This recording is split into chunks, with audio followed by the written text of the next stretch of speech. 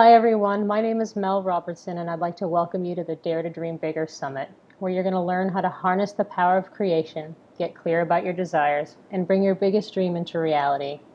You're going to love the expert that I have in store for you today. Her name is Sonia Miller, and she is known as the Priestess of Possibility.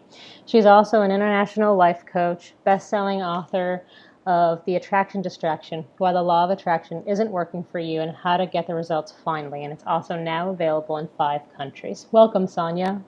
Thank you. It's great to be here, Mel. Yeah, it's nice to have you here. So you're known as the Priestess of Possibility. Could you share with our audience more about that, how you came to get that title? Well, honestly, I chose it myself, but I really was looking for, something that would kind of capture really where I come from. And over 20 years, I've traveled quite a journey as a counselor and a coach in helping people make their dreams come true. And one of my particular passions is really about helping people understand kind of the combination blend of the invisible world tools that a lot of people are familiar with nowadays, mindset, visualization affirmations, but also the action piece. You have to take action. But really understanding how that combination just opens us up to infinite possibilities when we really understand how the tools are supposed to be used. So I also resonate with ancient Egypt, and I like the priestess thing, so I chose Oh, that. I love that. I love that. Now, in your work, you talk about a fundamental paradigm that most goal oriented people have wrong. Can you talk about that? Yeah, I would love to. It's kind of my soapbox.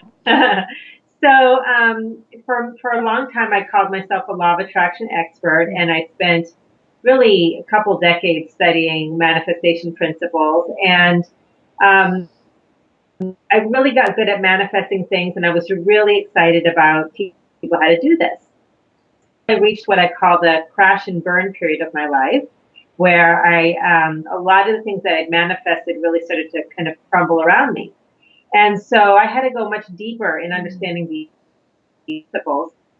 And so now I have coined a term called ultimate manifestation that makes the distinction where there's myths and distortions about manifestation. And so the fundamental paradigm that I think a lot of people have wrong, that when they correct really makes a difference, is that when they're using law of attraction, they are focused on outcomes. Mm-hmm. So we have these goals, like, the big dreams, like what the summit is about, the house, the car, the relationship, the weight loss, all these external dreams. And so we put our attention on those, and we use these visualization and affirmation techniques and collages and all sorts of things with our focus on those things. But what a lot of people don't understand is that you actually have to look kind of what I call under the hood with these techniques to see what's really your consciousness, because consciousness does create.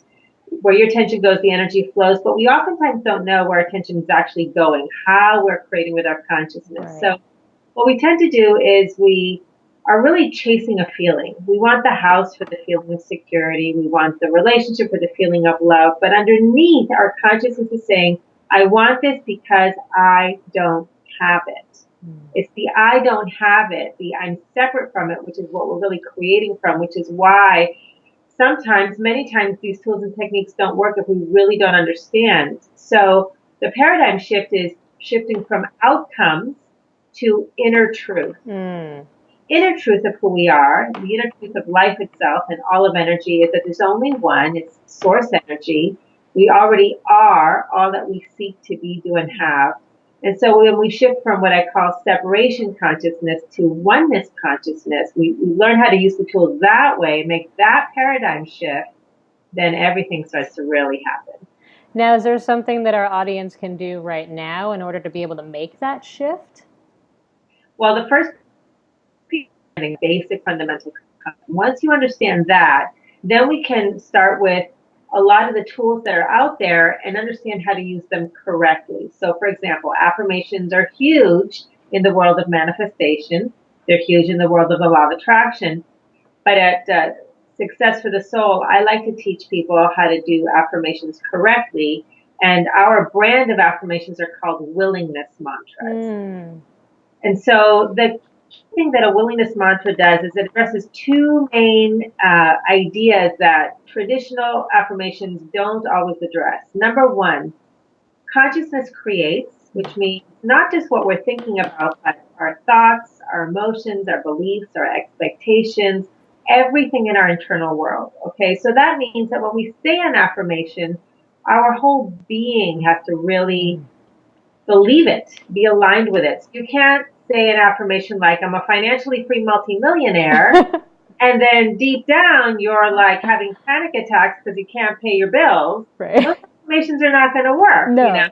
But if you can create an affirmation that you're completely aligned with, then you start to move in the right direction. So willingness is a beautiful way to start, making declarations that are true, because we can always find something that we're willing to be, feel, experience, learn. So we create the affirmation around willingness.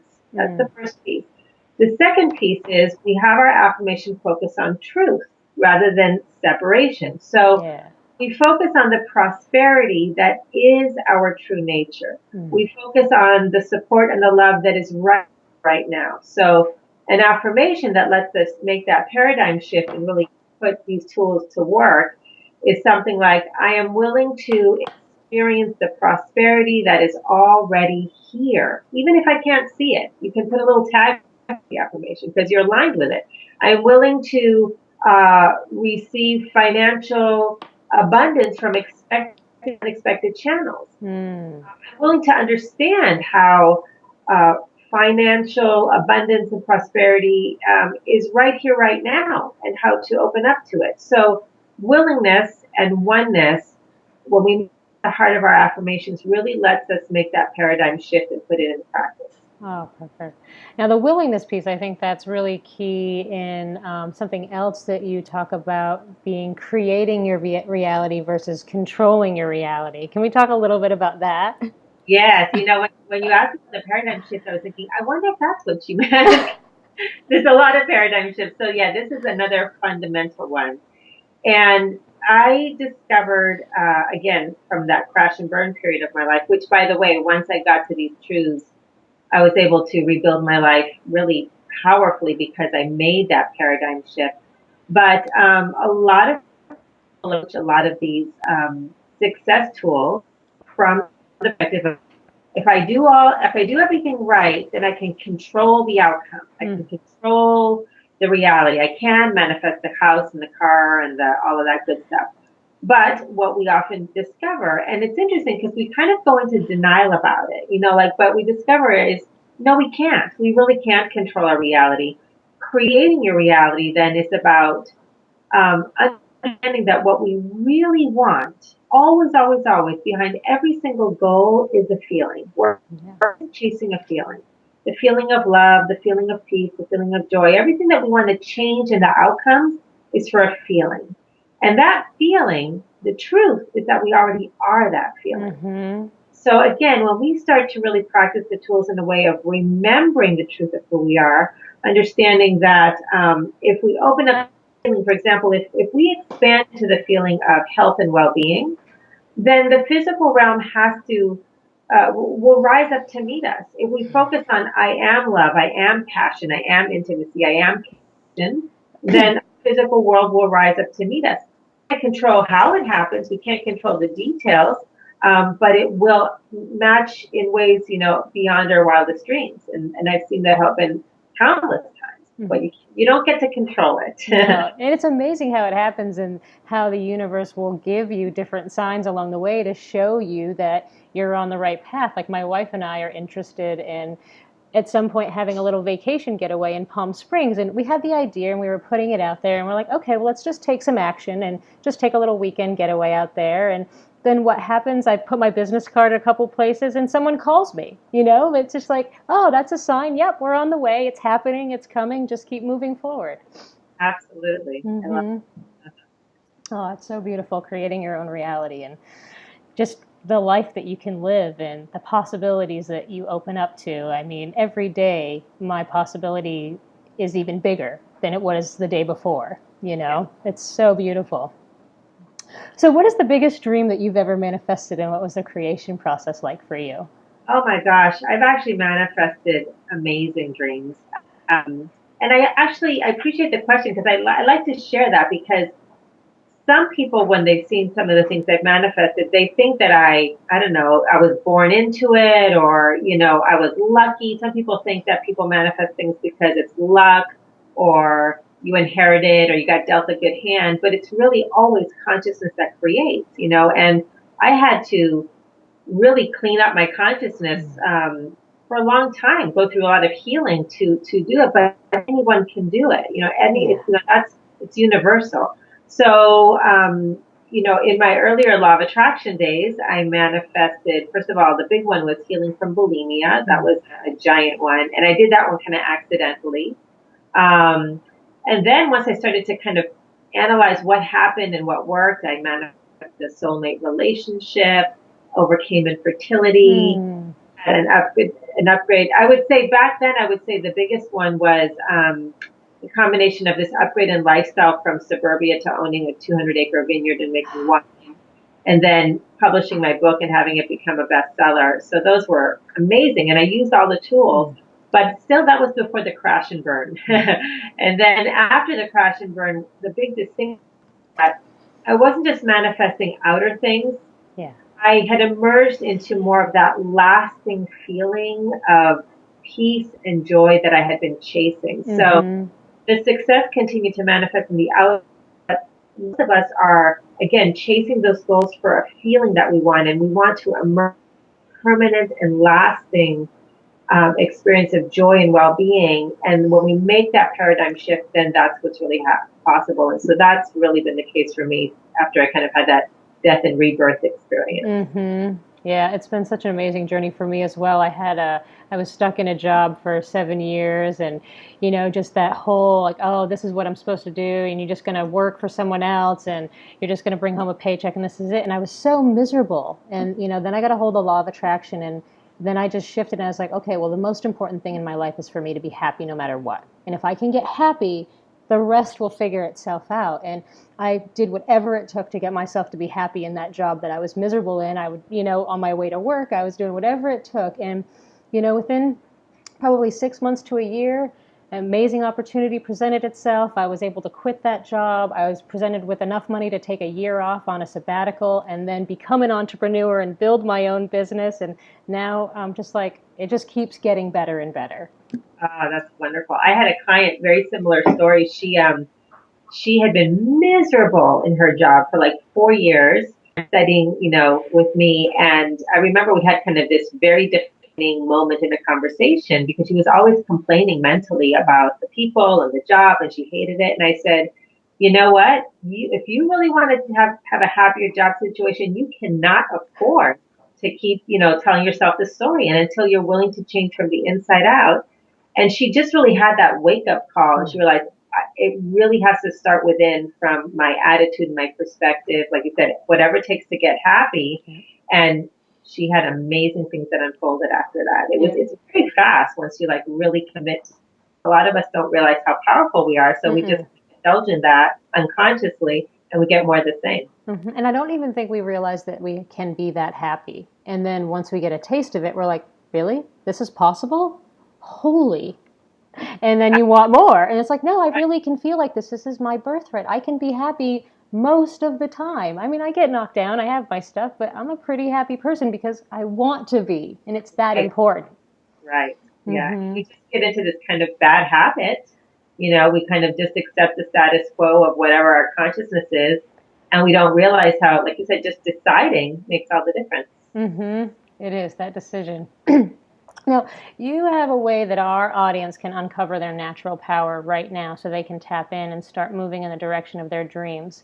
What is that? Yes. Well, I think the thing that I really like to focus on is first the understanding that we already are that power. Okay. We first have to kind of conceptually get that. And then it's really about understanding that anytime that we don't feel powerful, I like to just call it resistance, just give it a Mm-hmm. really simple sort of a descriptor. It's resistance. But basically, we resist through the mind, we resist through the emotions, we resist in our actions, and we resist in spirit. And so when I talked about willingness, for example, right away, when we begin to practice willingness affirmations, and the thing about these tools is they are so simple that I like to think of it as like there's a small you and a big you. The small you will just want to reject it, to say, this doesn't work, it doesn't make any difference. But truly, if you practice an affirmation of, I am willing to be connected to my power no matter what, I'm willing to experience my power, I'm willing to discover what that is, no matter what's happening, no matter what the conditions of my life are, it will begin to open up in your awareness and our awareness. And one of my kind of a broken record with my clients. I always say, look, less is more. Less is more. If you pick one tool that you can really practice consistently a little bit every day, and you really want to feel more powerful on these willingness mantras, it'll begin to happen. Most people think more is better. I think they have to take on all of these practices. They get overwhelmed, they start, and then they never finish, and then they go back to their traditional kind of default setting consciousness. Mm-hmm. And all my job is just to show up every day, beat the resistance, and just show up to do whatever it is. Exactly. So, however the resistance shows up, for example, willingness is for the mind, and a really powerful concept around the emotions. Most of us, when we are struggling, our emotions from control. So we're going for our dreams and stuff happens. Like we said, stuff happens. And then we either try to control our emotions or they control us. And so what that does is it creates more resistance. What you resist persists. Yeah. But when you meet the emotions and say yes, and you can use willingness, like yes, I'm willing to honor my feelings. Yes, and I'm willing to feel safe in my feelings. They move. They just kind of through you. They pass through you.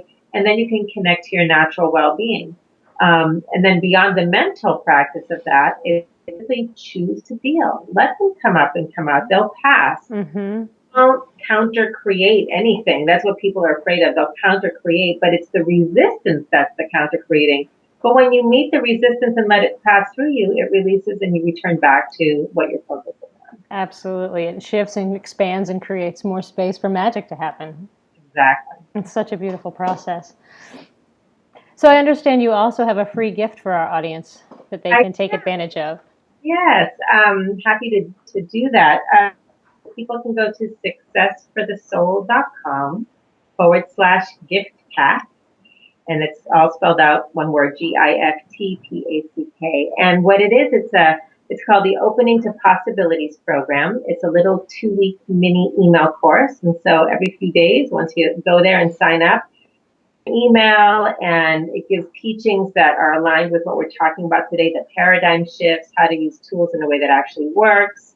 And it really guides people in a very simple, very powerful way of connecting with the possibilities for their life and using tools effectively so that they actually work. You're using your energy. Again, doesn't take much, but just use it correctly and things open up. And then that email course actually also offers, it includes a little bonus called 5 must-have mindsets for manifesting prosperity. So we get to use these same tools and principles around prosperity because that's always one of the kind of the big 3 hot topics for people. Absolutely. That's a wonderful gift. Thanks so much for sharing that. And for our viewers, there will also be a link in the email with this video that you can just click on to get access to that free gift. Sonia, thank you so much. Do you have any parting words of wisdom you'd like to share with our viewers before we end? I think there's actually 2 parting words. One that I always reinforce for people is that successful manifestation requires a blend of both energetic tools and practical tools. Some people get a hold of the what I call invisible world tools, the affirmations, visualizations, but they don't really realize the importance of action. The consciousness is vital, but then we have to take action. And I think about it as the way that we actually bridge the invisible world to the visible, which is where we want to see results. And action actually is correct action, blends energy and action. We can't separate the two. So that's a really important piece, and I know that through this program, you're giving people wonderful tools in both realms of the invisible world and the visible world. So I know that Telesum is going to really help people.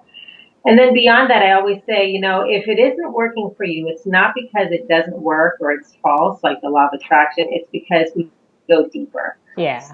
I always invite people, if you feel frustrated, just keep going deeper because you'll get to the truth, and that's when things can really open up.